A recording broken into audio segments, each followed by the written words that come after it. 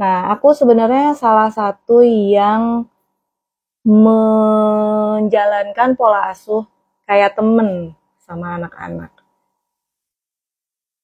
Tapi ternyata kita tuh nggak bisa temenan sama anak. Ada suatu masa di mana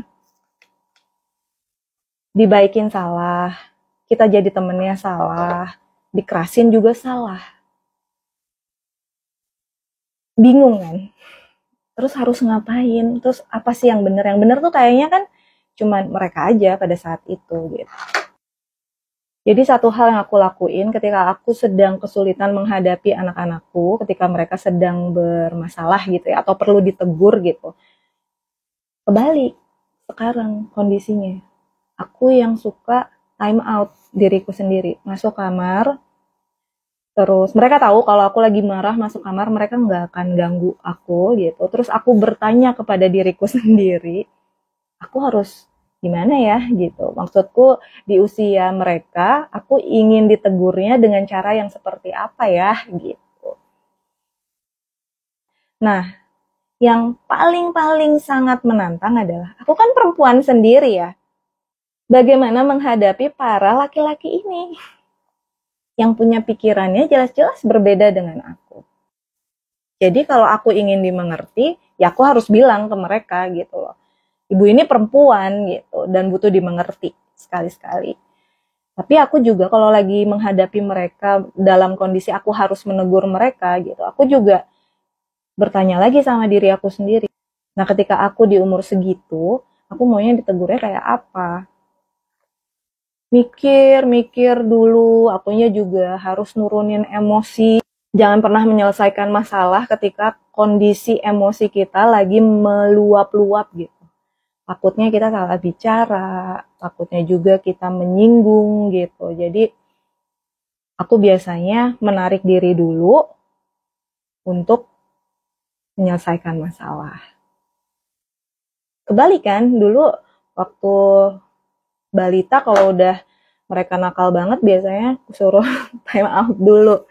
Harus sama-sama menenangkan diri sebelum kita mulai berkomunikasi lagi. Kalau enggak repot karena kan serumah gitu. Nah, ketika mereka misalkan berbicara soal sebuah profesi gitu ya, aku nggak selalu langsung dipercaya kok. Sampai akhirnya aku memutuskan untuk merubah cara berpikirku. Ketika anak sudah remaja, apalagi menuju dewasa, bagaimana logikanya kita harus banyak jalannya dibanding hati gitu. Apalagi ini laki-laki gitu ya, harus diajarin juga caranya jadi gentleman. Nah, aku suka minta bantuan suamiku kalau untuk hal tersebut, karena buat seorang ibu, anak itu forever baby gak sih?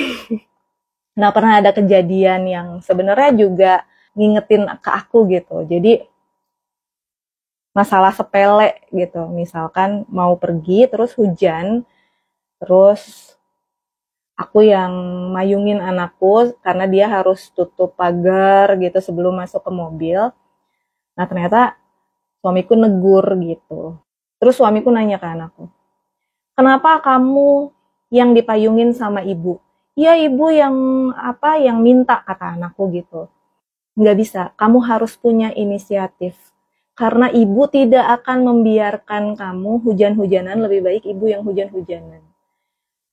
Karena itulah seorang ibu gitu. Jadi kita yang sebagai laki-laki yang harus punya inisiatif untuk melindungi seorang perempuan. Oh ya, benar. Hal tersebut yang aku sebagai seorang ibu mungkin nggak peka untuk ngajarin anak-anak ke situ. Karena kan maunya anak-anak itu selamat, sehat gitu ya. Kayak aku pernah kaget juga pas lagi jalan kaki gitu sama anakku. Terus tiba-tiba anakku nyuruh aku jalan di dalam. Sedangkan aku kan terbiasa melindungi anak kan gitu dengan berdiri di luar. Walaupun mereka udah lebih tinggi dari aku tuh pasti naluri seorang ibu kan pasti mau melindungi anaknya ya. sehingga ya udah kalau ada apa-apa biarin ibu dulu yang kenapa-napa gitu, yang penting kalian selamat.